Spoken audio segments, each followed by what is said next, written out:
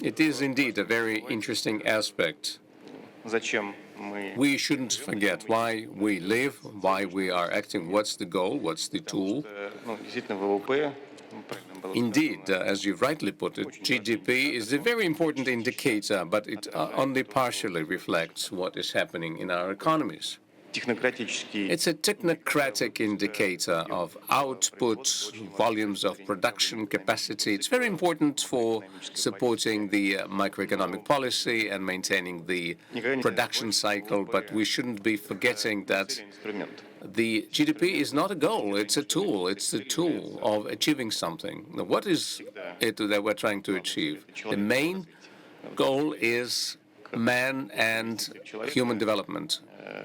Investment in human capital is very important. That's a good segue, because man should be in the center of all. And we should measure and understand, we should learn to measure and understand how a development platform in a given country can ensure the maximum development of human potential from the standpoint of human health, nutrition, emotions, the contribution in the development of the person itself. That's very important to measure, but it's hard to measure.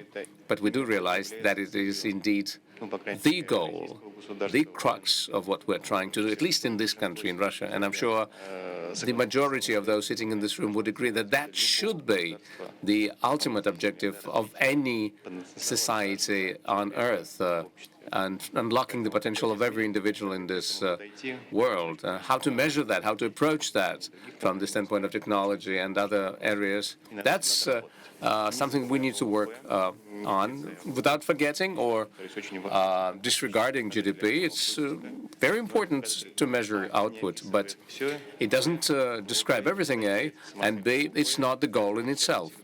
Output is always something that entails the development of man, because the economy is for the man and not man for the economy. If there is no output, there would be hard to develop people, but so it's all interrelated. We'll always be looking at the GDP and pay a great deal of attention to that, but we should not be forgetting at the same time that the just in numbers of output are underpinned by men and their development. It is therefore very important. That's a very astute idea, and hundreds of bright minds have already broken their keyboards and pens trying to describe that properly. But at least the gist of that is something that we should all keep in our minds. If we find the solutions of how to measure that, that would be wonderful, even if we don't find that solution. But that idea should always be kept in our minds, understanding why we're living, what it is that we do this all for, and that is to help each other develop.